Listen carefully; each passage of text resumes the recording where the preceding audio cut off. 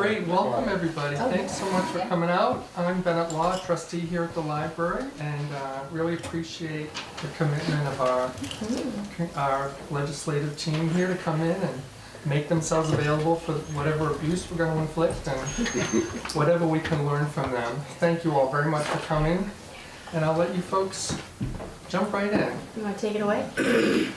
We can, or usually the Senate goes first, but it's up to you guys. Oh, let's just go for it. All right. Local first. All right. So, you know me, Kirk White, and a lot of you heard me talk at town meeting just a few days ago. But we, as I said at town meeting, at least in the House side, you know, the bills that have been taking up a lot of the air in the legislature are primarily the education transformation bill, and I. Chair. You can't squeak it. No squeaking. Am I squeaking? Yeah. Yes. It's gonna be hard for me to sit still, but anyway.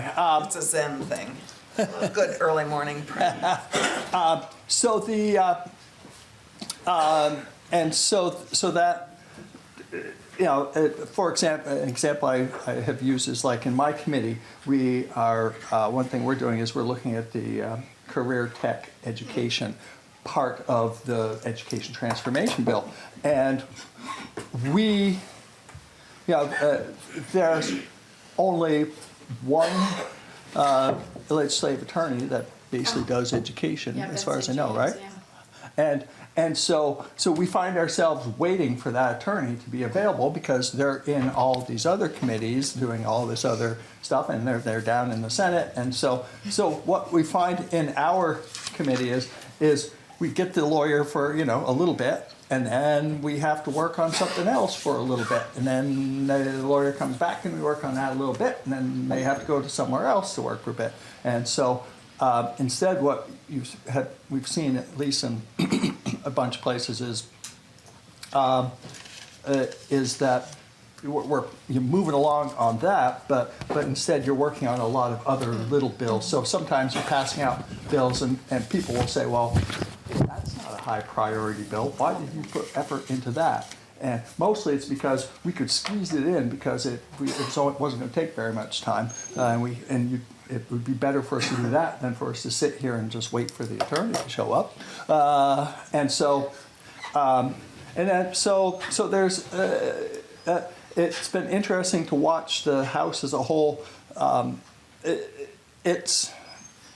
think that there are some committees that don't intersect with some of the big issues, big education issues and those kind of things, and they're kind of pumping out some bills, judiciary, healthcare, some of those. But House General. Some of those committees are getting some stuff out, but then you see a number of the other committees that sort of are slogging through just crossover. I know you've heard me talk about crossover. There are two crossover deadlines. The first one is the policy crossover, and that's when each of the chambers has to have their policy bills voted out of their committees and ready to move across to the other chamber. And while there are always mechanisms and things to occasionally alter that deadline for some of these bills, but for the most part, that's one of the big deadlines that has to be met. And so last week was a lot of House committees scrambling to get their bills done by crossover. Otherwise, basically that bill is pretty much dead.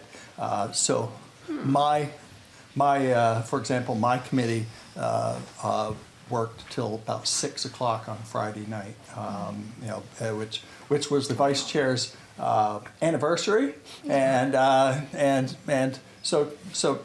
Yeah, but you got the data broker bill out. But we got the data broker bill out, which is great.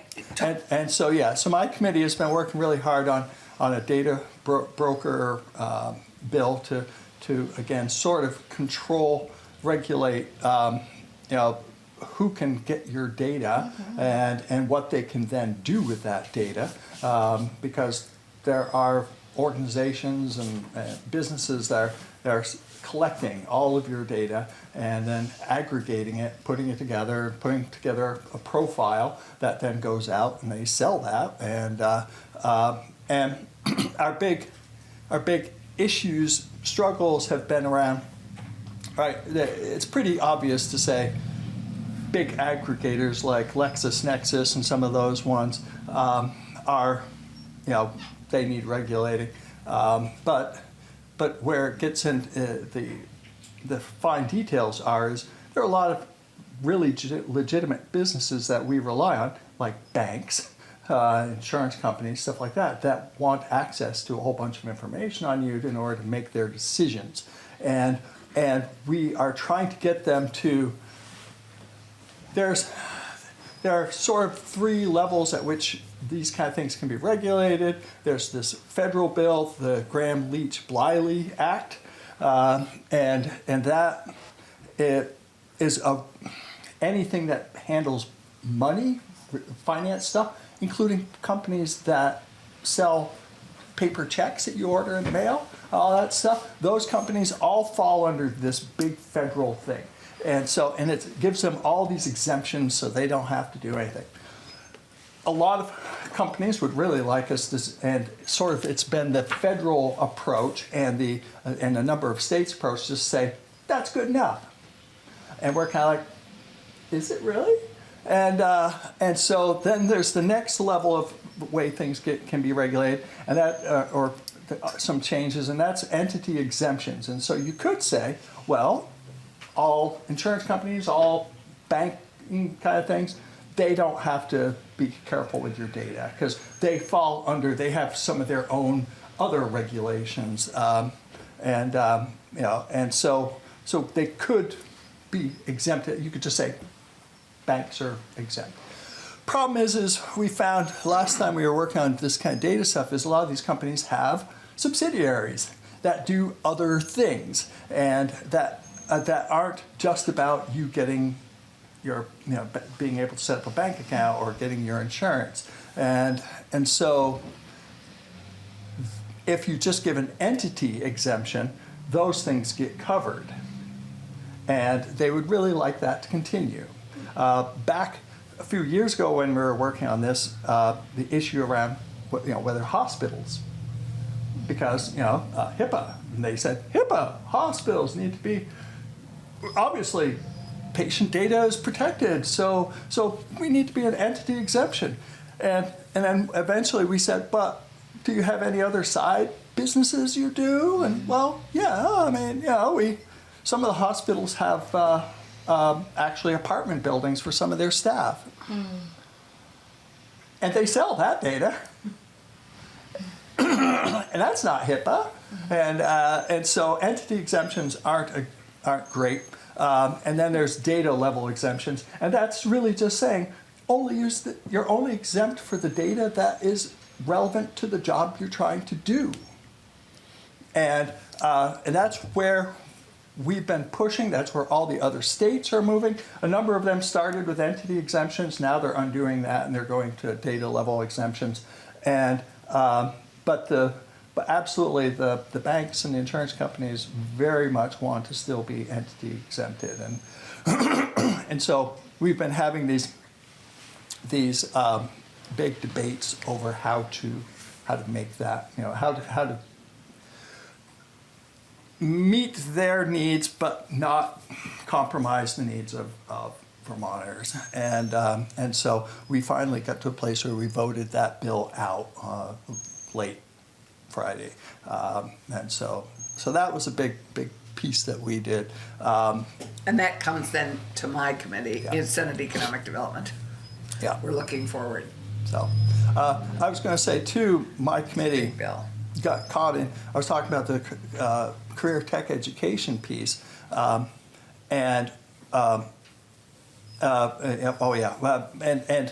we don't actually do education stuff. And then we also did But you do workforce stuff. That's why that piece is in your jurisdiction. Stuff. But we had a bill for non-disclosure. Non-compete. Yes, sorry, yeah, non-compete bill. And so So there's practice, right, where you're working for a company, they may have you sign a non-compete clause that for X number of period of time or within certain miles, and then you can't just sell your business and then go into, or you can't quit from them and get another one. And where it's really a big problem is new doctors and new medical staff that hire into these clinics and stuff like that, who they make them sign these non-competes, and then a year later they want to go out on their own, and maybe they've bought a house, they've settled in, and suddenly they can't practice. They're not allowed to practice.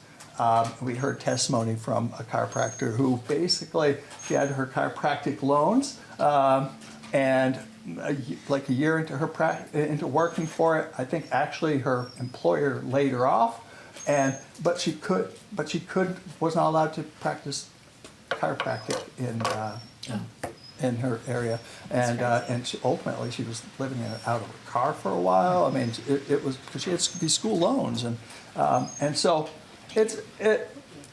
there have been businesses that even like sandwich shops will have their employees sign non-competes so that you don't know what their secret way that they make their sandwiches are, and stuff like that. So anyway, we got through that. We said, okay, we got this all worked out. We have a happy bill. This is going to go. Whee! And then the education, the teachers union came in and said, well, but teachers, they sign a contract in the spring, and for the coming, they have to sign a contract somewhere between like April 1st and April 15th, and then once they all know what contracts have been signed, or the supervisory unions know it, then they advertise the ones that are open, and sometimes those teachers would like to then apply for one of those that's open, but they're already bound into a contract, and the contract includes the provision that once you've signed the contract, if you break that contract, then you can't. No school will hire you for a year. Whoa.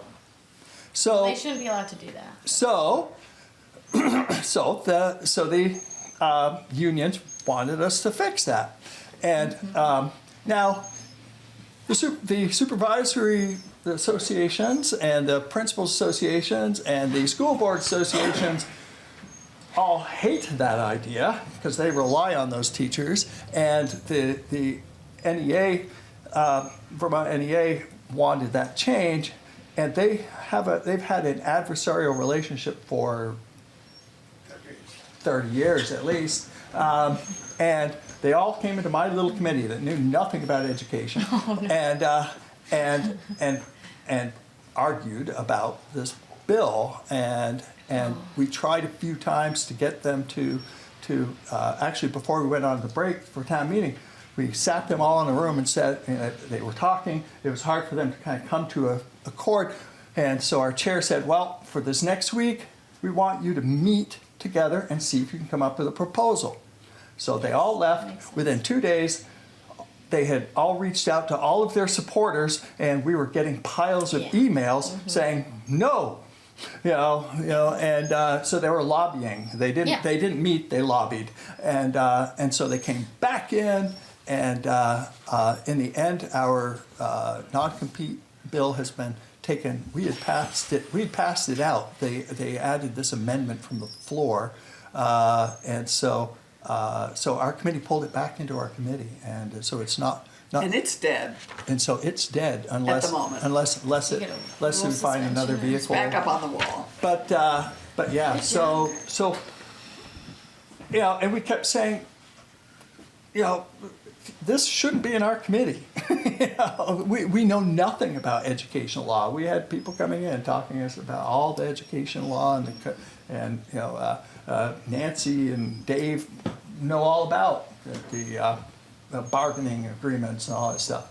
Oh yeah, and so learned a whole lot, and those things my committee was working on. It'll hold you in good stead. Yeah, that's also a huge issue for young starting professionals in the electronics field. They regularly, these kids come out of school, they don't know what they're signing. They're signing this non-compete clause.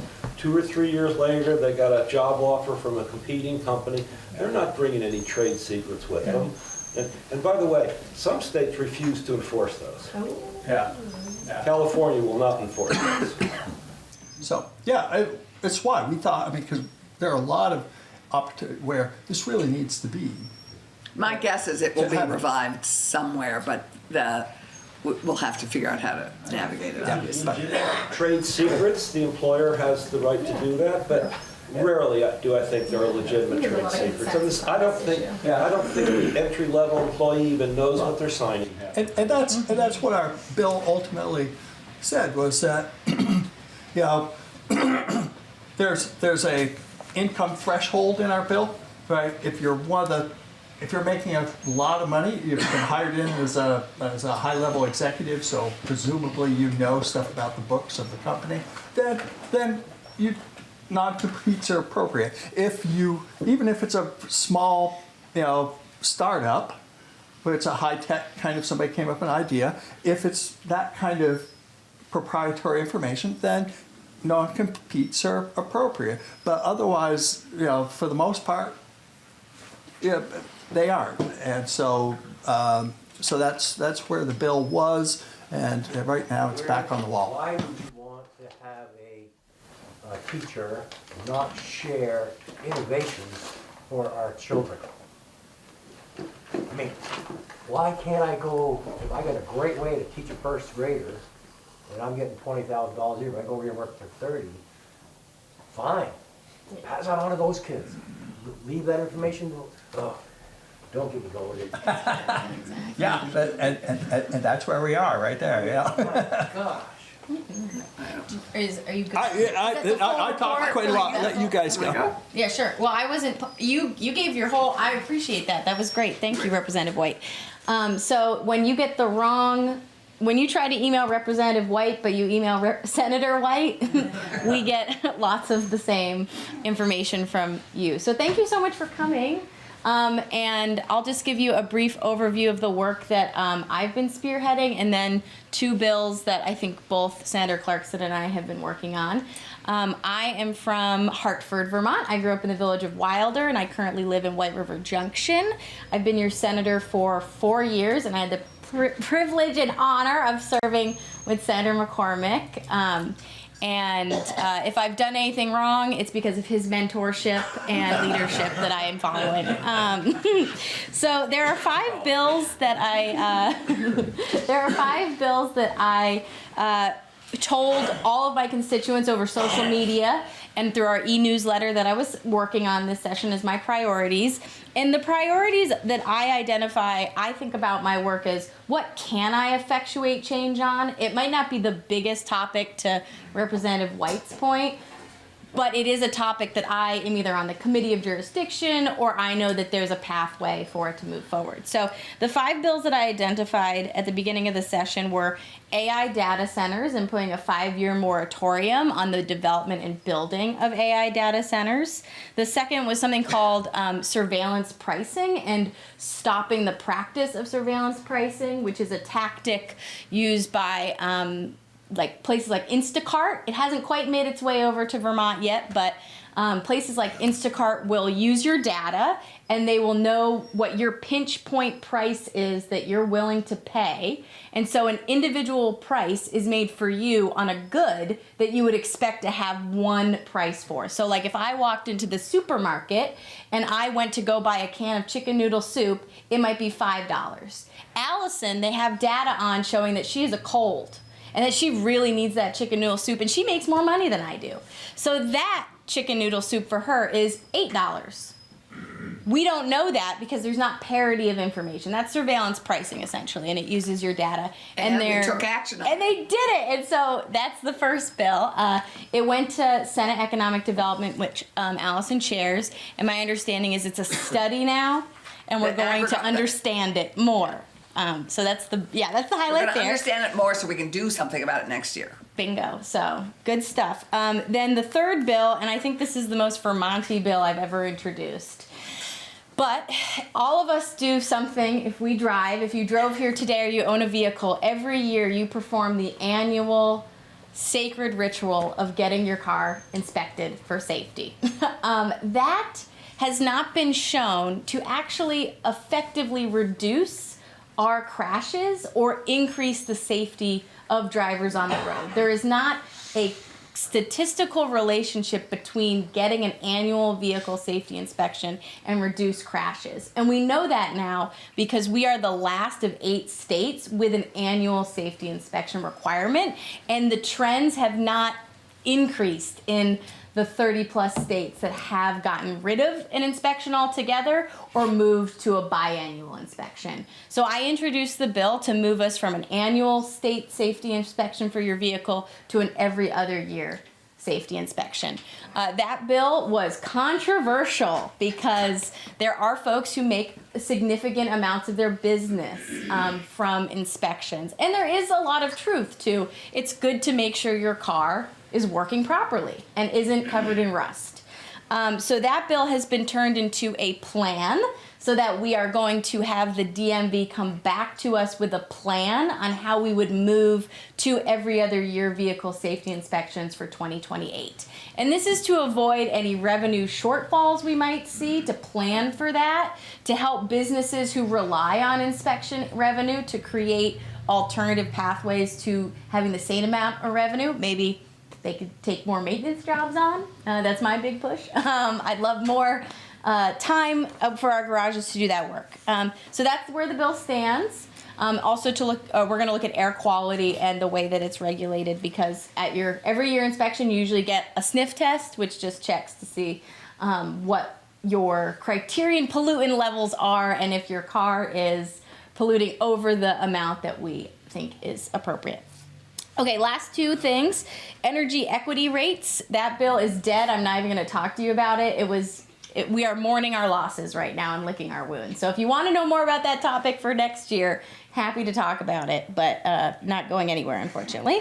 And then the last piece, and something that Senator Clarkson and I have worked together quite a bit on, relates to ICE enforcement and immigration enforcement. And some of the tactics we've seen, what we had seen nationally, and now in multiple cases right here at home, we have been working closely, well, neither of us are on the committees, on S208 and S209.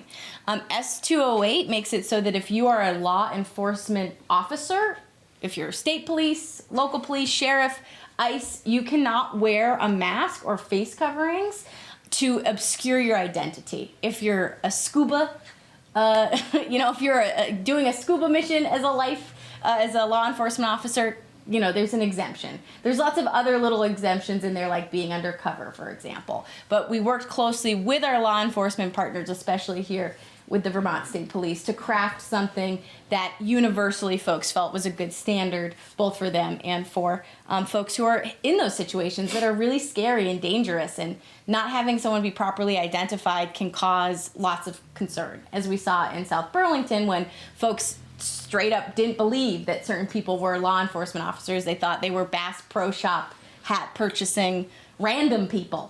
And if you don't have good uniforms, if you don't have clear identification, that can cause situations to become much more dangerous. So we've worked hard on that. And then S209 related to sensitive spaces, meaning that you couldn't have a civil arrest warrant put out, like someone going and getting someone for a civil arrest warrant, which is typically ICE enforcement, what they're using. You can't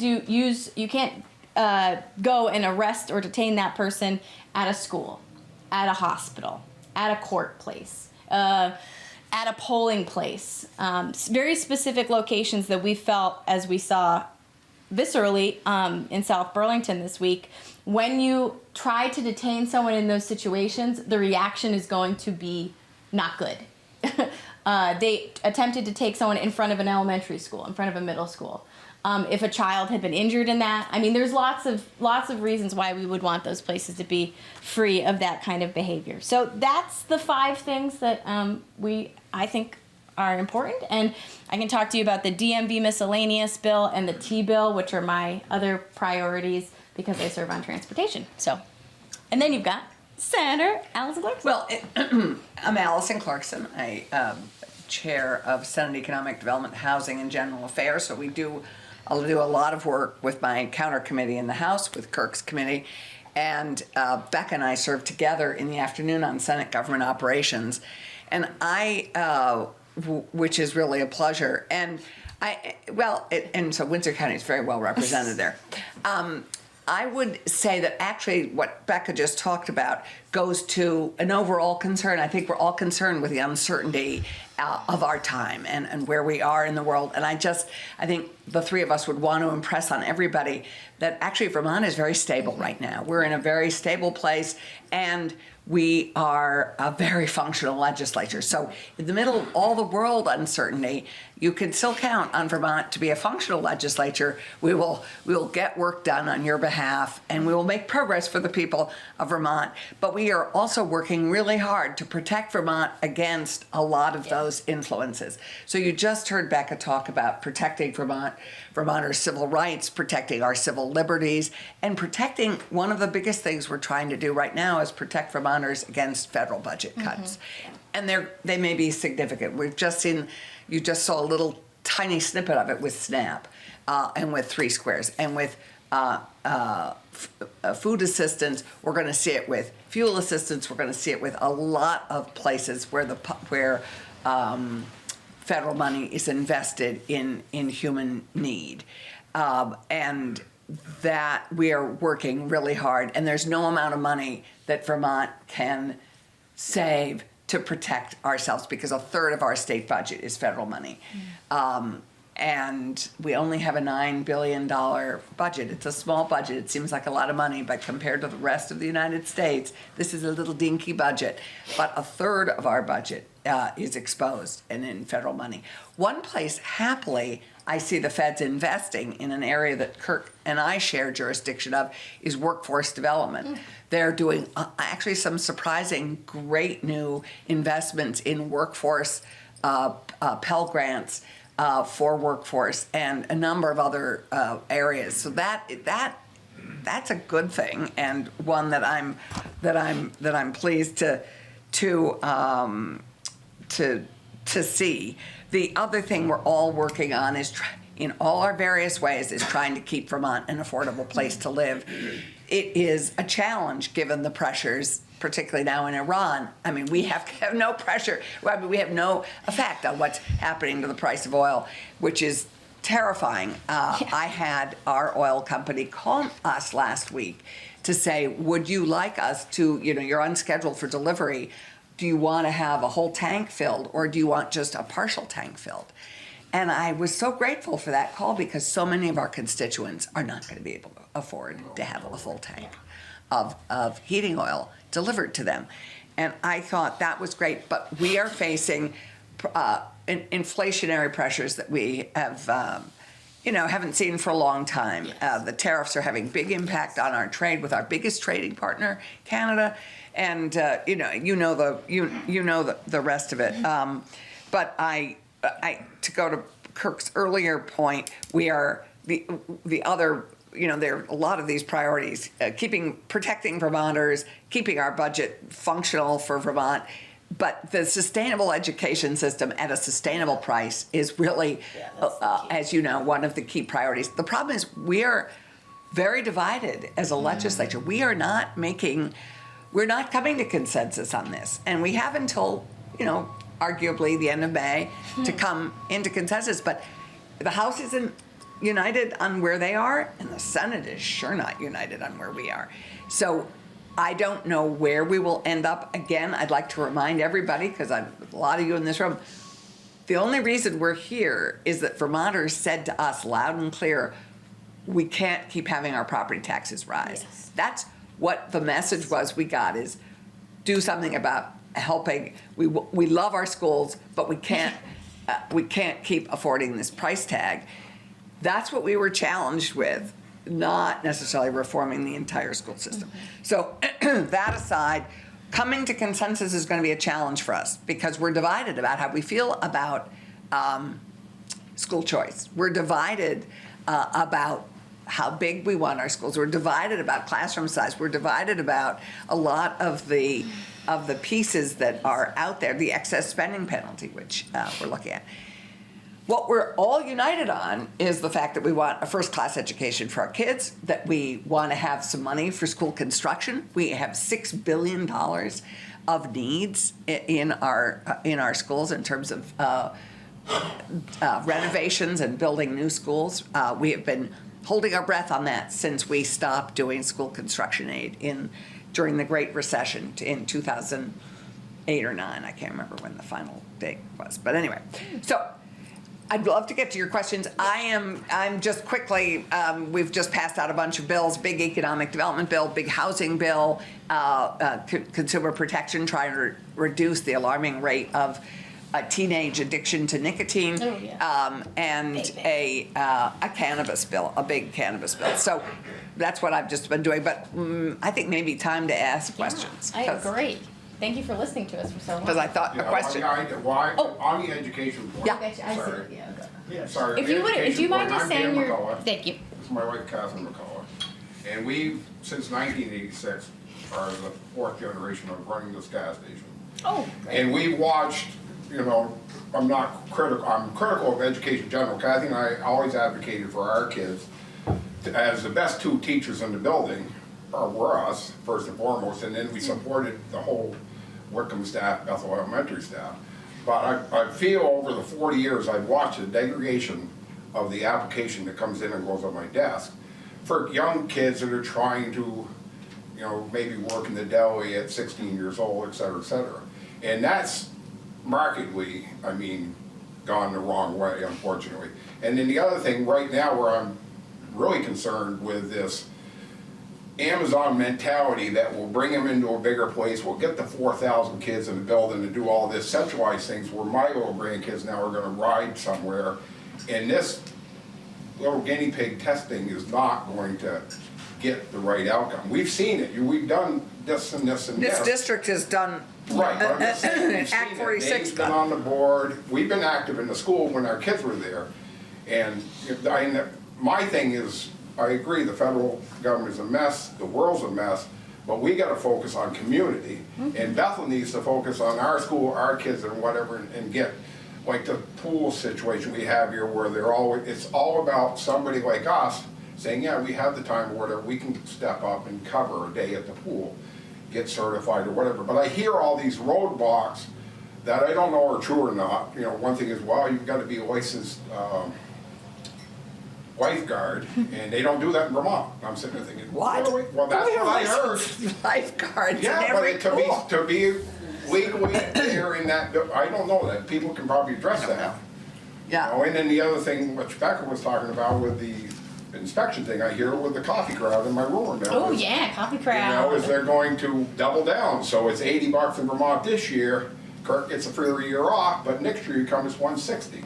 Oh, wait, can I give you the truth on that? Good. So it is doubling, but let me explain. It's not the cost of your inspection that's doubling. Right now, your inspection station pays $8 to the DMV. They would be paying $16 to the DMV. If your inspection station then charges you $80 and now they're charging you $160, I might question what their practices are. But you're correct in the doubling. It is the fee paid to the DMV is doubling, but it shouldn't. Well, I think most shops here are To your $80. point. Yeah. We heard someone say it was like $2.50. It was I go to the crazy. same shop all the time. So. Yeah. But yeah, but you're yes and no. That's the coffee crowd for you right there. Yeah, I That's- know, but at the same time, the people that can afford to weather some of these storms, touching on what Allison talked about with energy, I get an email 6 days a week from rack prices out of Burlington and Portsmouth, New Hampshire for my company, and it's literally moving 5 to 8% daily. Yeah. It went 47 cents on Friday. Whoa. The rack. So I haven't even got the confirmed email today with a load of gas that I took delivery on Sunday. I really don't know what that bill will be until I get it today. And then I'll have to turn around and run out to Johnny Q Public and say, here's the new game. But when it's going this much every day, Yeah, it's crazy. I would not be a bit surprised if we hit $5.50 this year, if we don't get it, and I don't know how we're gonna bring it in. So just to answer your lifeguard question, Yeah. Vermont doesn't license lifeguards, we certify them. So you get a certification to be a lifeguard, So and you that's could, fine. in other words, we could get certified. Yes. And then go and. That's staff the pool. that's my understanding. Okay. And instead, lifeguards in Vermont must obtain certification from recognized organizations like the American Red Cross or the American Lifeguard Association. Well, that's Part of the challenge is those organizations aren't necessarily local. So Well, we have an Yeah. American Do Red you- Cross. You can do it at the aquatic center. Yeah, you can do it at the aquatic Yeah, center. well, that's what I'm just saying, for people to. If Joe were here, he'd Yes, be if we answering had that our question. lifeguard. Do you mind if we just take a couple other questions? So okay, thank you. So I saw you in the back, and then Jean.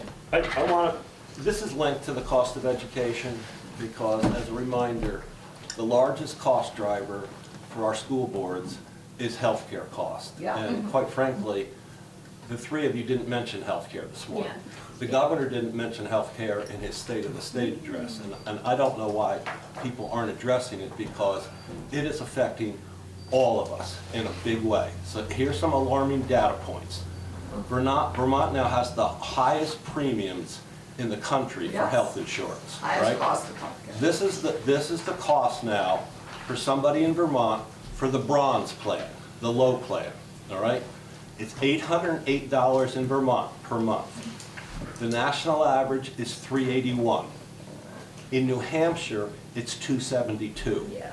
That means we're more than twice the national average, and we're 3 times our neighbor right across the river. There's something terribly wrong going on in Vermont. I don't know what it is. Can you share that with us, what's going on, and what the state can possibly do about it? This is permeating the school budget. The governor wants to have all his attacks against our small schools, which quite frankly do well. All right, our schools do okay. I did an analysis of the 8th grade math and English scores for a 20-year period, and we started going down 10 years ago. What happened 10 years ago? Who came into office? And when he came into office, he started cutting the headcount at the Agency of Education.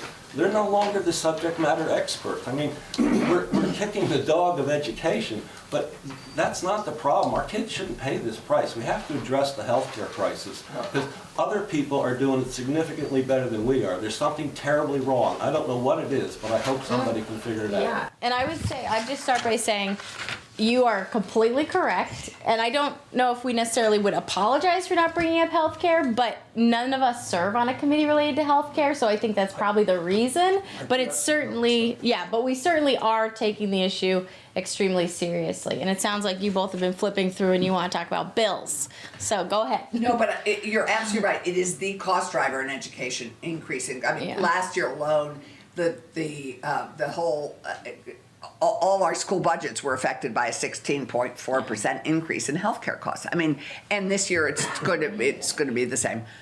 And so Kirk, I think, wanted to respond to you about the healthcare, and then Dave, I see that you have a question. I just have, Jean. Oh, Jean, I'm sorry. I'm not on the healthcare committee, but they send out notes on what they're working on, just so you have an idea. So our healthcare committee in the House has been working on a variety of things, including trying to come up with ways to reduce those costs. This overall healthcare system in Vermont actually saw a $230 million reduction in cost to the system. A lot of that was driven by a reduction in what hospitals can charge for drugs given an outpatient setting. That was a major that was a cost bill driver. last year. Huh? That was last year. We passed that was last year. So they are working on it. This year, they're launching Array RX. The plan is, which enables Vermonters to pay about 20% the cost of generic prescription drugs and 80% of trade drugs through a multi-state nonprofit consortium. That's, again, to try and bring down some costs. There is House Bill 558, changes the receipt of federal reimbursement for school-based services under Medicaid. Again, the idea is because the Agency of Human Services has the expertise in maximizing benefits to Vermont students and schools, the bill actually makes them the sole administrator of those services. But they've been taking a whole bunch of testimony. I think you're going to see some more bills we've coming got some, out yeah. from them. One of the things, I'll just read it to you what it says. The committee continues taking testimony on cost drivers and potential cost savings in healthcare, including the implementation of reference-based pricing. That's our bill. Right? They're working to save money for Vermont seniors who are on Medicare and who utilize outpatient services related to critical access hospitals. And there's active collaboration going on right now among Blue Cross and Blue Shield, Department of Financial Regulation, the Green Mountain Care Board, the Vermont hospitals, including the UVM hospital, and healthcare advocates toward reducing costs of healthcare and lowering insurance premiums. So they are working on it, but I think with a lot of things, they don't really have it all out the door. And that's, everyone is really aware that that is a major driver. And just to Danny's point, and yours, I don't think school consolidation is actually the solution to our problem. Well, I mean, personally, in my grandkids' concerns, I would advocate for my daughters to, if that came up and Victor and Robert are gonna go on a bus and go to Barrie, I'm like, bring them home, put them in Right. this device right here, set in front of your desk. Yeah. And I have people in the coffee crowd that share that with me also, that have already taken that step. Yeah. I think the social interaction is a really important part of education overall, so. But yeah. But these to answer are your the question things about that- why Vermont is so high, maybe Dick has a historic perspective on this, but I don't know why Vermont got so high. One of the things is we instituted community rating, which required that everybody be fairly insured so that we wouldn't gouge older people who had greater costs. We have equity in our healthcare insurance system, which meant that only 2 insurance companies obviously ended up with being willing to do community rating. We should applaud them for having done that, but they are, historically, I don't know why we're so high. It's the UVM Medical Center. But UVM Medical Center is a peak, but that's not why we're the highest in the country. It There's a group called Vermont Health Cost 911. I don't know if you're familiar with that. Former Governor Douglas, I think, Yeah, is yeah. leading that group. And our colleagues, a lot of our colleagues are serving on that. Really a blue collar, this is a good group of people that's come Yeah, together to it's a address this. great- But they do seem to address excessive cost at UVM, particularly excessive administrative costs at UVM. They apparently show no restraint on their charges, so, I mean, there's room Well, for they're being improvement. reined in now. I mean, But when you're- it's a little late. When you're twice the national average and highest in the country, Shocking. something's terribly Well, wrong. that's the same with education, administration. You got tagged. Well, to answer your question, I have no idea why Vermont is higher than other states. But I gotta say, when I first ran for state senate in 1988, the high cost of health care was my main issue. Yeah. And I think the issue, what we're dealing with, once you have screwed something up, everything you do to try to tweak it, to make a screwed up system work right, tends to make it worse. I'm a broken record. I'm embarrassed to be saying this again because any of my neighbors have heard me say this for 30 years. But the United States is the outlier. Okay, that every other industrialized, modern, democratic, constitutional society on the planet recognizes healthcare as a public function. Only the United States tries to leave that to market forces. And the thing is with market forces is that means it's the profit incentive. There is no profit in providing affordable, quality health care universally. That is, if you're gonna do that, it's gonna be, as in maintaining a police department or a highway system, it's gonna be a financial loser. It's something you've decided as a society, this is something we have to do, this is the bill. And as opposed to, okay, everybody, on your own, and then we say, well, actually, that doesn't work, so everybody on your own, except we're gonna throw in these bells and whistles and those bells and whistles, all of which contradict market forces. We have a market-driven system laid down with a lot of liberal bells and whistles, trying to make make the market-driven system not be as cruel as it must be. It must be.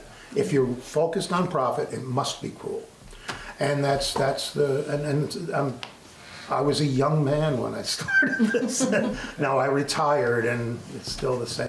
And we had the opportunity actually to pivot and transition from the $2 billion we paid in 2011 to, in private care with under Shumlin, as you all may recall. We had a moment when we actually were looking at single payer, and they so mismarketed it to the legislature and so failed to communicate that how we could transition, that we failed in that moment, which is just heartbreaking because I think we were very close. But Jean and Dave both had questions, I think, also. Two quick things. One is a testimonial on healthcare.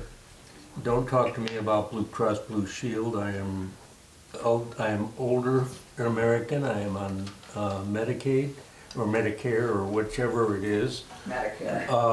And I'm fortunate that Humana stepped in when Blue Cross pulled out to provide a supplemental, and that's not true throughout the state. However, I now have a $10,000 deductible.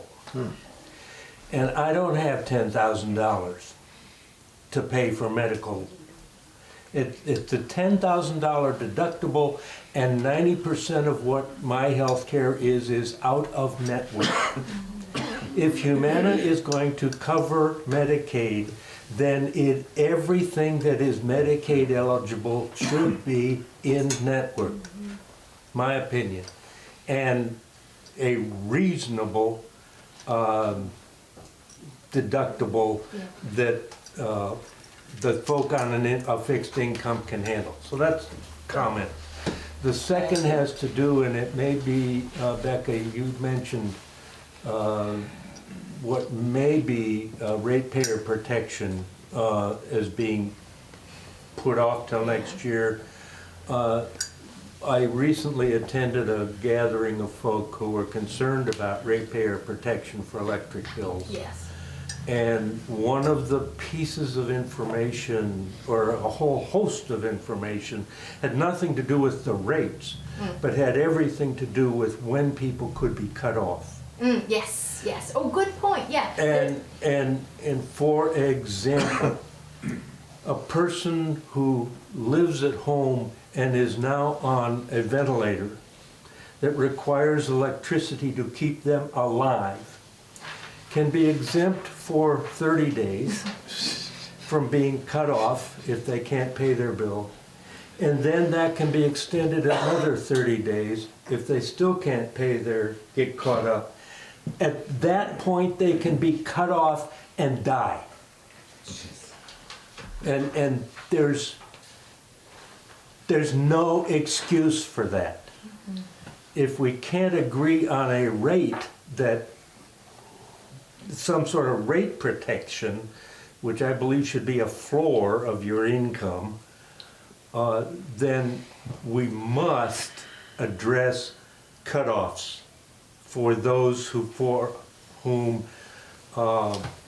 electricity is a life-saving requirement.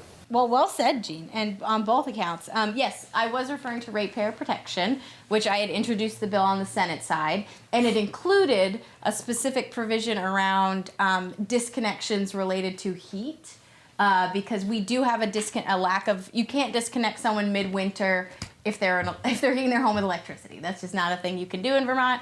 We don't have that protection in the summer if you're using air conditioning to stay alive. Thank you for that correction, actually, because although that bill that I introduced is not going anywhere, the disconnections piece around heat is moving, and they've included it in a separate bill. And my understanding is the House did a similar piece with that disconnection language in House Energy and Digital Services, and it's in it's not in the AI data bill. It's in the other. There's another bill that House Energy is supposed to have put it in, So that's a good thing for me to check on this week And how does because that interplay with being red tagged? Because if you're red tagged, they will. it's electric. Not, Oh, it's not only yeah. electric. Yeah. So Yeah. I don't know actually what our full protection is if you're red tagged. Yeah, and it's, Yeah. well, what I'm talking about is 12 months out of the year. Yeah. That Extending. ventilator has to be running. Yeah, yeah. My mom has COPD and she is an air thing, and when we lose power, it is a very scary thing. Just for like a tree falling down. So we've luckily not had the situation where the power has gone out and she's actively needed oxygen, but it's certainly a conversation we've had in our household many times because we lose power all the time in White River Junction. I don't know what is going on. You lost power less than I did, and that says something about the last few years. Dave had But another yeah. question. Well, I could take up the rest of your time when I get on my paper, but we'll start You're, with- we know, you're getting gold star for being so restrained, Dave, this time. We talk about the healthcare and the cost. I've been reading on Facebook and all kinds of things about thises and that's, and accused of not doing fact checking, and when I agree with something or not agree. So I've started digging. So healthcare in the education system, the gold plan that the teachers are getting from the NEA is $50,000 a year. $50,000 a year. I went to the superintendent's office and I asked him directly, I said, what does it cost me? She got the contract out, $50,000 a year for a family plan. The latest figure I got was 42,000, which is horrendous. That's what the school way district high. pays, because the teachers pay a cut. The teachers pay the rest. The point Yeah. being, they do pay 20%. The teachers pay 20% and Correct. Yeah. Correct. Of and the the 50. school pays On the 80. 50. So, then because I'm on the select board, I'm privy to what it costs us to insure our town employees with basically the same plan. But we don't go to the gold Blue Cross to pay for it. We go through another company, the other company that's allowed or that will participate. It's $34,000. $16,000 difference for basically the same plan. My point, because I did negotiate with the NEA for 9 years while I was on the school board, those people are scary. They will not give up on, what we said was, let us shop. You can say yes or no, we'll show you what you're going to get. It's going to be the best plan out there by Blue Cross Blue Shield, period. Non-starter. Let's see, that's my rant on that. SNAP, we talked about SNAP. Have you read the SNAP regulations, the new one that they're proposing? Oh, no, I haven't actually. Well, then you better get it out because Yeah. I qualify. For I college. qualify for SNAP. Oh, For okay. Vermont? For Vermont. Vermont SNAP. Vermont SNAP. So what I'm saying is, all these people are gonna lose everything, go and look at it, what it really says. If you. Is there a bill in Congress? Is that what you're referring to? There's a bill in the federal Congress that's going to change the SNAP Yeah. guidelines? Qualifications. Oh, and you're saying those SNAP guidelines are going to... Everybody is complaining, we need more money at the food shop, we need more money for here, we need more. No, the SNAP program, I couldn't believe it. I qualified by a lot. I mean, it's not even close that I qualify for SNAP. And I'm like, wow. Well, Well, maybe, I don't know what we your don't know what your income is, so. And Yeah. And you are in the Senate, you're not informed, you've not read it. well, this isn't a bill. I don't follow the federal government that closely until a bill is kind of gone. But also, none of us serve on the going. Human Services Committee, so you're right, we're not deep in the weeds on SNAP, but we had saved enough money so that we could, when it was cut, we could actually continue SNAP Yeah. benefits for Vermonters for the 3 weeks it was cut. SNAP before, what I saw is what was cut. Do you remember what the Oh income my God. ranges were that you were? It's Most people here probably would 130% qualify if of they the went by federal the old poverty rules. line. It's actually not that high, so I'm a little surprised. 130% of the federal poverty line, and Which is countable very assets low. below $3,000 to $4,500. But then you have to read that page of exemptions That's where it's. It's not that high income, so that's why I'm a little surprised. I mean, 130%. Yeah, you know, it's a great point. If more people are going to qualify for SNAP from the federal government, that seems good to me. I believe I looked it up, it's 39,000. 130% of 39,000, how much is that? 130% of what? Of 39,000? 39. I'm not going to be able to do that. It's in my about head, but 47, about 47,000 in income. I mean, that's not a very high household yeah, that's income. not very for a single person. You totally should qualify for SNAP then. If you're, I mean, in my view, I mean, Federal poverty is At the moment. almost $16,000, increasing to $33,000 for a family of 4. Very low. That is very low income. Not a lot of money. yeah.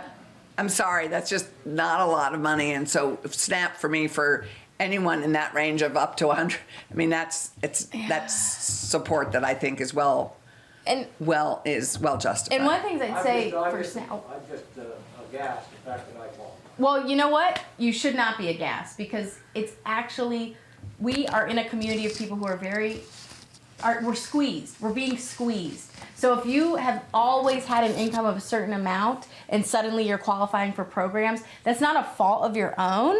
That's a fault of the increasing cost of goods. So I really recommend if you do qualify, take the benefit. I'll give you an example. My mom is on Social Security. She qualifies for SNAP. She also gets the Vermonters Feeding Vermonters support, which means that we now go to the Norwich Farmers Market, which is way out of her price range normally, but she gets green dollars or crop cash or whatever it's called, and she gets for every $30 she has of SNAP, she can get $30 more. So that means we have $60 to go to the Norwich Farmers Market, where before we only had 30. So it makes a huge difference, and you don't just have to use it at the grocery store. You might qualify for a program to go to the farmer's market, and then you can feel really good and bougie, like my family, and go to the farmer's market and support local farmers. So if you're thinking, you're hesitant about it, that benefit is so great, and you're actually helping the community when you use it that way. So it's really important if you do qualify to think about ways you can use it locally. So did just want to make that point, but okay, go ahead. We have another question. Just about pricing. I'm sorry, what's your name? Oh, I'm sorry, I'm Tova Ryan. What? Tova. You said about pricing for them taking information from you to establish their pricing. Is that also including dynamic pricing? That's exactly what it is. Yeah. It's the same word. Surveillance pricing, dynamic pricing are kind of the same word. Well, because surveillance just sounded like it was singular based, whereas dynamic pricing is like time of day based. Dynamic pricing can also mean using data to target a specific amount. You might be thinking about like airline prices. Is that what you're thinking with dynamic pricing? Like if you go to the grocery store, they're making all the tags electronic so that they could say like at 5 o'clock when everybody comes in, everything's $1 more or whatever, and they can just like hit a button and change all the prices depending on the time of day. That's the dynamic. That's dynamic pricing. Yeah. Right. Yeah, I also don't like dynamic that's pricing. not individual. It's like I just didn't know if that was inclusive of like. Well, we had talked, it's funny because I thought surveillance pricing and dynamic pricing were kind of interchangeable words, but the way you're describing it makes me question that. And you actually talked about it in committee. Yeah, So, I dynamic don't know. pricing. I mean, we're going to understand a whole lot more because the Agency of Agriculture, which does weights and measures, and therefore they are doing this comprehensive study of both dynamic and surveillance pricing, and the surveillance pricing is digitally informed in seconds, as opposed to dynamic pricing, which I think is a little more structured. And but we are going to understand a lot more next year. Yeah, so send us info too, because it's a quickly. Do you have an answer? Yeah, years ago. Just remind us what you're. Denise Gilmet. Years ago, when my mom was still alive, she'd get the newspaper and I'd look at the Shaw's flyer and I'm like, oh, I'm going to get this and this. When I drive through Randolph, I go to Randolph, the Randolph flyer was more expensive. And it's just, you would think that they'd be the same, and it's like, well, this is supposed to be $6.99 and it's $8.99 or $7.49. And it's just, I've had that between Vermont and New York State at CVS, but I have not experienced that in Vermont with the same store. I mean, this was probably 6 or 7 years ago, but it's probably still the same. I'm like, well, wait a minute. This Shaw's has no competition. Yeah, but that's across, Nobody eats that's fresh across the vegetables board. there. Yeah, and the other Shaw's is in New Hampshire. Yeah. Well, I go to the one in Berlin. That's okay. cheaper. You go to the one in Berlin, it's bigger, Yeah. people actually eat vegetables, so they're always nice and fresh, and they have a better variety, but just that, 20-mile difference, a 25-mile difference, I found that was crazy. And it wasn't just, it was on everything, Yeah. it was different. It happens at Hannaford too. Rutland will be more expensive than Barry will. Yeah, we're a market basket family over here. We make But the they trip. price it all the same, it's based on the economics of the area, of Yeah. the region, Yes, so. and that's Every dynamic market's pricing Very as a- sophisticated, Yeah. they're very driven, and it's the same thing, you shop for something on something, and all of a sudden you have 30 more options over here, and you're like, your guys are talking about sharing my information. I was shopping for tractor rooms the other day, and I had like 14 different people coming at me, Who are you? You're Iowa, and I'm kind of like, but somebody evidently saying, hey, Dan McCall's looking for a tractor. So I think that's one of the key differences is the dynamic pricing is more area and market based, and surveillance pricing is individual based. Yeah. Is it what they assume because of all the data they have on our incomes and our spending habits now that we But do then so much my other shopping on the question, what internet. Kurt was talking about, was the enforcement of that. How do you enforce that later on when? Well, that's what we're going to find out. Right. I mean, Give just you from- private right of action. Yeah, I mean, that's the thing where you, No, that's the hard thing. right. Enforcement on a lot of this has become very challenging because it's like whack-a-mole. They start up over here and then it just keeps recreating itself. And you're fighting companies like Google. Big companies, that's what I mean. Right, so the Global lobbyists companies, are heavy. And Well- so Kirk, I know has to leave in about I 4 do. minutes. I do. So I don't know if we want anything specific for Kirk, if people had questions. Well, I have one more question for you, Becky. Go ahead. Oh, okay. Did anyone have a specific question for Kirk, who has to go. But I would just say the data price, on these big data bills, because we have a genetic data bill that's just been passed out of their committee into our committee. The lobbying money behind these data bills is huge. It's really been a shock, I think, for all of us in the State House to see big data money unleashed on our little State House. They make a lot of money off of us. The money that they spend on lobbying is nothing compared to what they make on it. Oh, Tova, you are so right. Shiny shoes. I might have a question for Kurt. I saw on Vermont Digger, it didn't go through the legislation. It's the ski lift operators bill. I worked back in the 70s up in Stowe, and I rode the lift to get to the top after selling tickets. I helped out on the lift. I went up one day on a small chair. The wind was blowing so bad, it was 100 miles. It was high winds. The temperature was like 40 or 50 degrees below zero with a wind chill. The chairlift stopped, and I was stuck there for a while. So those folks are working, especially this winter, in extreme, extreme cold. And I know it didn't get anywhere in the legislature, but I'm hoping it'll come back because It may, yeah. It was in-house general, which is the labor committee. They do specific in labor insurance, his committee, but labor issues like that one are in-house general. They're also in our committee, but House took it on. They sent all the stakeholders out to try and come to resolution on it. And they've just begun to come back into the committee to Mark to say, we have an idea, we have a way to go forward. They will probably do some additional work and attach it to one of the labor bills we've sent them. So actually nothing's fully dead until the legislature's gavelled out, because we can attach, if it's appropriate and it's germane, as we call it, it can be attached to a bill and have life. So thank you for that piece. A lot of that is now taken care of in law. And the question is, what additionally do we need to do to protect our extreme? And now it's not just extreme cold. It could be drought. It could be extreme heat. There are a number of, sadly, extreme weather conditions that we're facing in Vermont. Just before I go, and this doesn't have anything about Bill in particular, but I what Allison just said made me think, sometimes people look at the legislature and they say, well, they're just making stuff up and they're just putting through bills.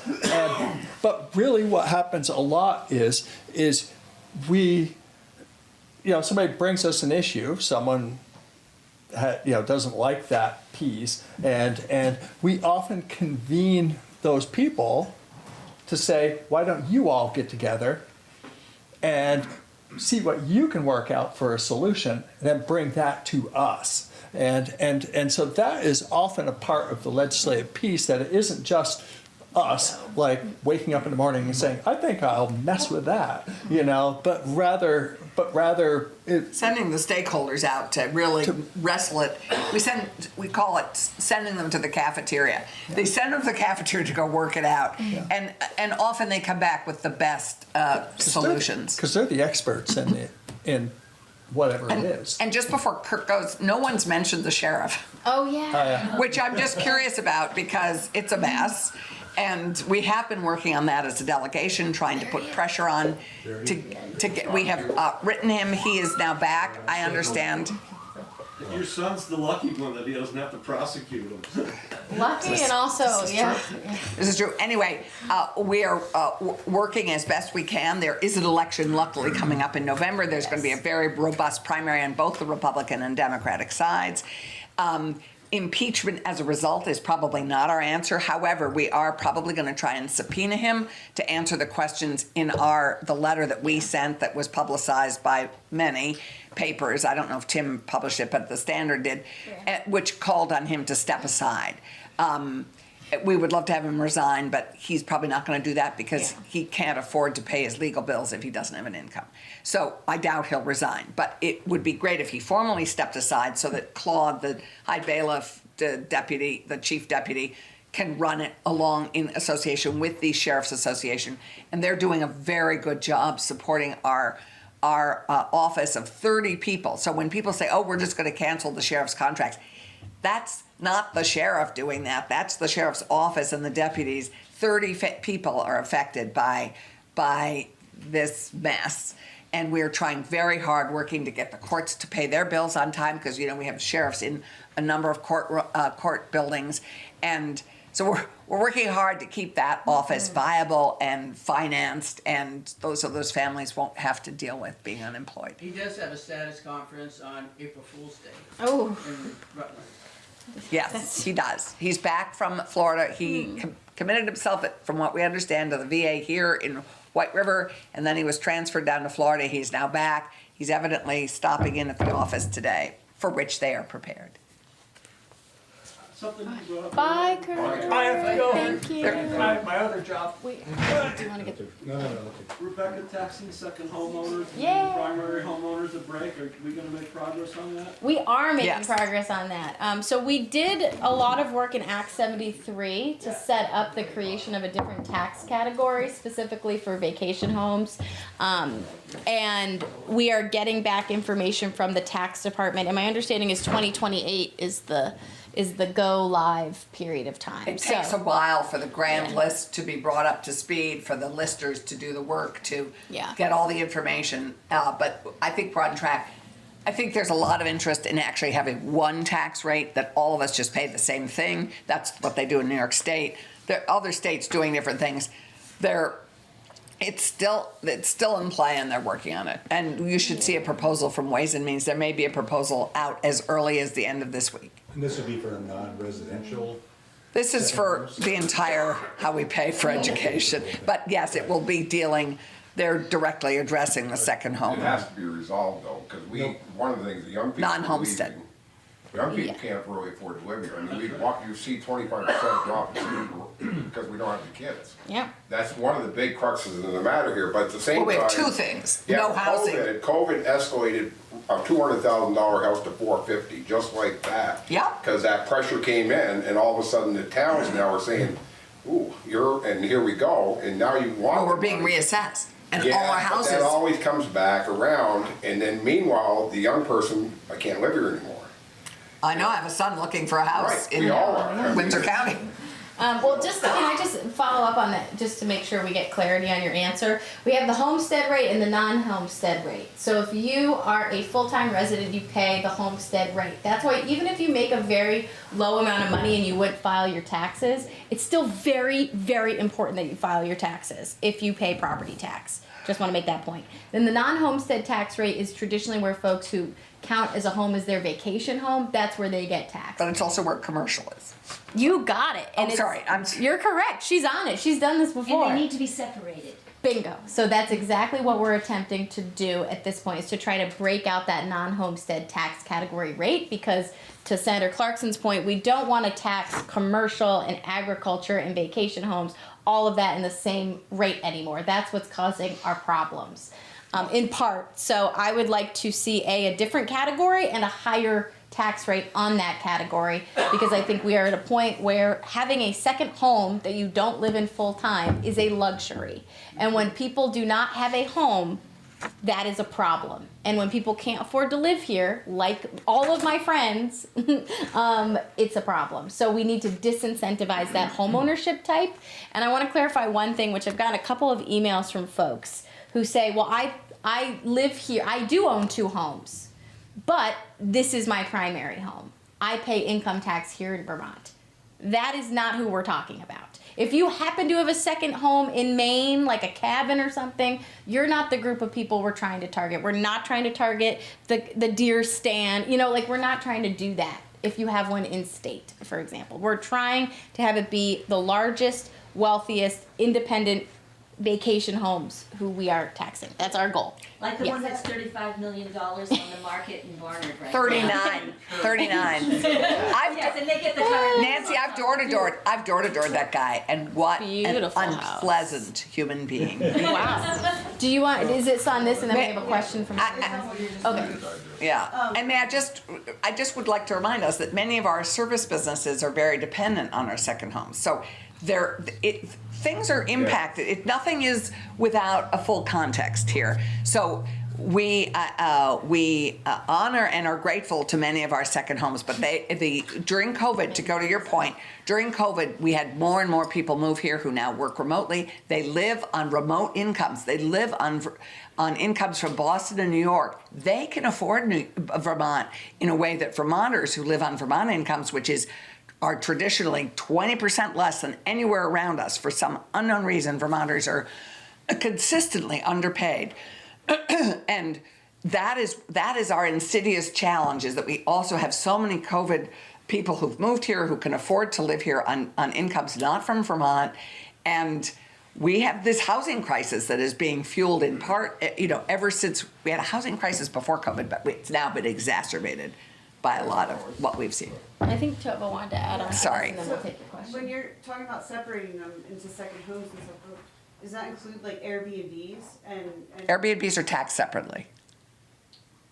That would be into the They're commercial Well, side, let's just or let is her that the finish second her. home side? So it depends on, we haven't gone back from the tax department how we break it out. There are states like Hawaii that have 9 categories where there's a difference between if you have a secondary property that is a full-time rental, long-term rental, and a rental that is short-term Airbnb Vrbo. I'm not sure what the tax department is going to recommend. We already tax short-term rentals and anything that is on a platform. They're already paying tax, Yes, and we have a surcharge because we are wanting to constrain the growth of short-term rentals, which is again exacerbating our housing crisis. We have an additional 3% tax on short-term rentals. So short-term rentals are very well taxed. Well, I think her point was tax categorization for homestead or non-homestead. They're in their own Property tax category. on rental No, but for a that's week to someone, and then it becomes like a Yeah, that's her rental. question. It's not Yeah, a second I don't know. home I don't know. Yeah, how we that- haven't heard a recommendation on that point, but Do go, Airbnbs you, pay rooms in the Yes. They do. Yeah, yeah. 9%? Oh yeah, They do. that was the first thing we did. Oh, yeah, just one comment about that, but you need to separate out residents who are doing short-term rentals from non-residents who are doing short. As long as you live in the short term, yeah. Yes, right, very important. Owner occupied is very People important. may be retired and using that as supplemental. Yeah, and there's I think we've talked before, actually in this room, about ghost hosting, which is the folks who purchase properties to Airbnb them out, usually in like a company. That's something that in particular I think we should not allow, because that person oftentimes isn't available to resolve issues that might happen at that Airbnb. We've all heard of stories of large parties that the owner of the home is nowhere to be found, and the people staying aren't from here, and then our public safety is impacted. There's lots of examples Every of the town, problem so with we that. have yet to do statewide short-term rental legislation, because when we first did it in 2017, the pressure was to let every town do it on their own, and they didn't want statewide regulation. Now, of course, everyone wants statewide regulation, and we are having trouble coming into agreement on it. However, every town is able to create its own ordinance on how they want to regulate short-term rentals. The challenge is enforcement. Yeah. Just saying. So every town is able to do what they would like to do to both regulate short-term rentals and then to enforce it. Yes. That wasn't my question. Maybe we take. Oh, great. It wasn't my question. Oh, that wasn't your. Oh, go ahead. Okay, yeah, no, I think the elephant in the room for me, I want to ask about the wealth tax bill. I don't know where it's at. It's in House Ways and Means. All money bills start in the House. Definitely. And then they the come to elephant us. in the room, because in this country, to have like 0.1% of the population, it's obscene. There's no way, I mean, for a few thousand individuals to own some huge portion of the equity of the entire country is just obscene. And if we even had a sliver of that money, here we are arguing over pennies for education, for healthcare, for making sure that people are hungry. I mean, it's ridiculous, just ridiculous. And it's like nobody really faces it. I mean, it's because, what's going on in the federal government right now. But it's just we have the idea of the wealth. Look at the wealth. Wealth I know it's a income. study- I know it's a study committee. No, That's what at the moment, no, having served on Ways and Means for 8 years, I can tell you this.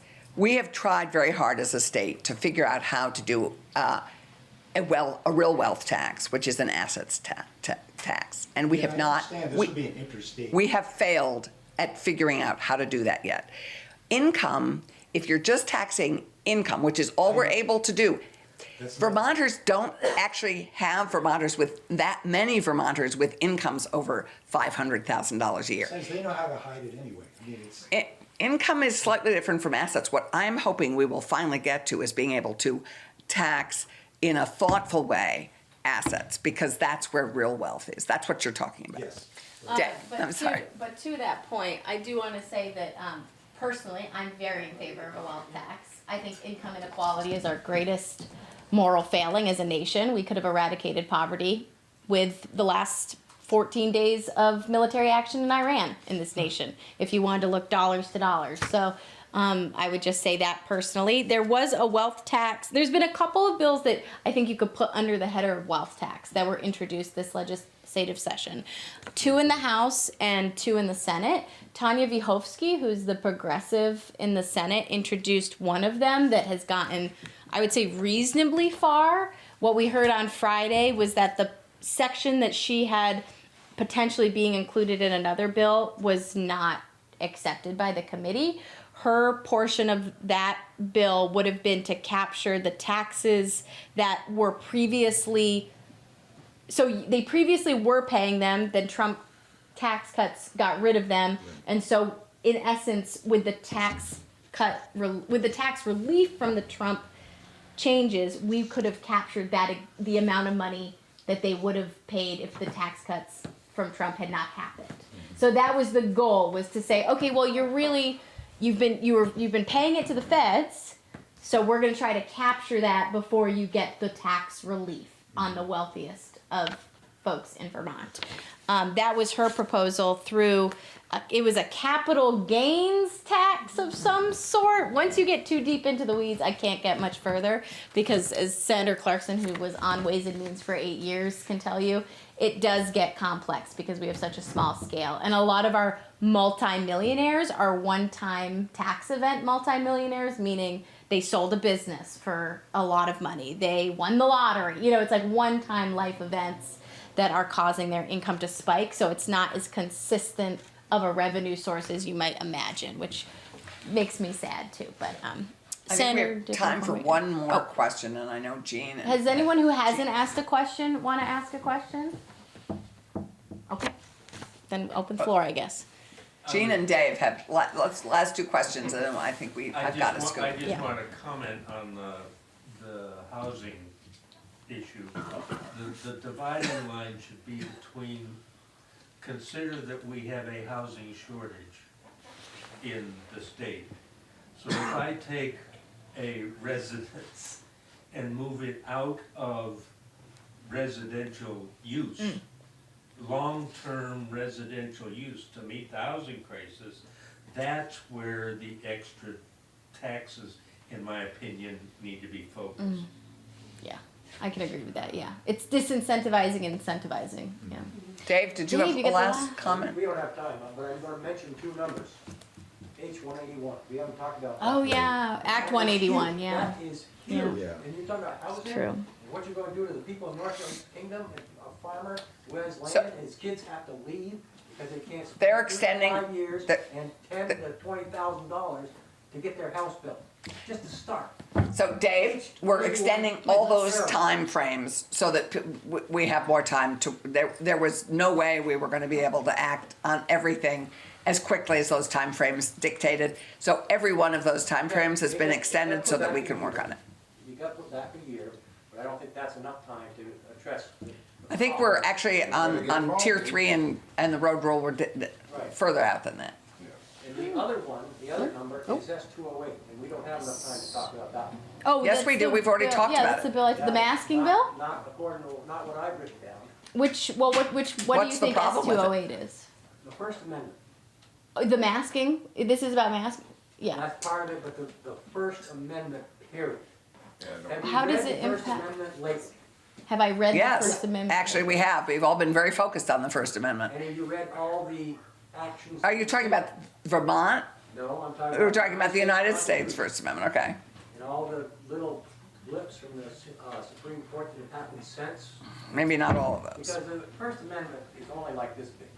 It's a small paragraph. So what's the problem with Yeah, what's- 208, yeah, which First requires Amendment. identification of police officers? And The problem I have with it is the fact that nobody seems to recognize that impeding a law enforcement officer, or even me, from driving down the street, is a criminal act. It is. asking them to identify themselves is not a No, criminal okay, act. I'm not going there. I'm going with the fact that these people lay down in front of a car, they hit a car, and then they complain because they get zapped or sprayed.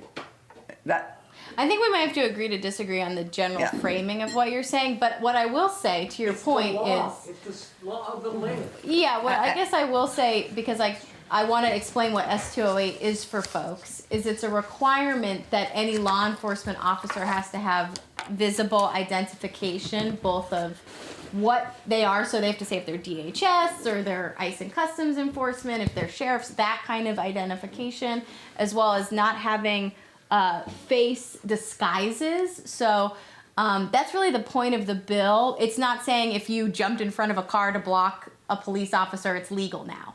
Yeah. You know, it that's has not nothing to do with that. But It does say that 208 does say the local law enforcement organization shall not assist ICE. not in S208, no. That was a previous Yeah, law not that in we- I S208. just read it last night so I can write it down to bring it. Yeah, Oh, but that may okay. be as Well, it's- introduced and not as passed. It wasn't even as introduced. That's in the Ferreton part. Well, you may have, but we could find Well, it. at the time, I'll be very brief. Yeah. One of the problems that the First Amendment is having now, and it's not brand new, I certainly go back, at least I remember it from the 1960s, is people confuse First Amendment protected freedom of speech and the right to assemble peaceably to petition the government for redress of grievances. They confuse that with civil disobedience. And people respond as though it's the same thing. So we now see agents of the United States government attacking free speech by attacking protesters, calling them, quote, terrorists. And that, I mean, that has happened. And these are the fact is, a protester is not a terrorist. In fact, a protester is not breaking the law. Exactly. If you lie down in front of the car, that's called civil disobedience. And if you're doing it, you know what you're doing, you expect to be arrested. That's already been dealt with, but that's illegal. And the person has made a decision that the evil they're opposing is so evil that it's worse than breaking the law. And it's a challenge to the rest of us. And that goes back to Gandhi and Thoreau, and they're saying to us, their fellow citizens, do you really believe that what you're defending is so virtuous that you're okay with me being in jail for opposing it? And it's a moral challenge. But the idea that somehow there's something wrong with protesting is an attack on the United States. It's an attack on our fundamental defining principles. The key word there is peaceful. Yeah. Right, exactly. Exactly. That's what I'm saying. If I attack a law enforcement officer, or hit his car, or whatever to don't do that. That is not peaceful. No, Yeah, don't do that. What's happening? We're not talking about people attacking. Did you watch the videos? We're talking about a woman. We're talking about a woman sitting in her car with her kids, stuffed toys in the car, driving away from the fake cop, and the fake cop pointing with a gun and shooting her, and killing her. Ooh, Bethel. Well, on that note, you are a passionate bunch, and that's why we really love coming to Bethel. We love coming to Bethel, even if it's way early in the morning. Because this is civil. I love this. Bennett, we're gonna end and say thank you so much for the delicious treats and for hosting. And Here, here. Anyone else we need to thank? And thank you for recording Orchid TV and for Randolph Herald TV.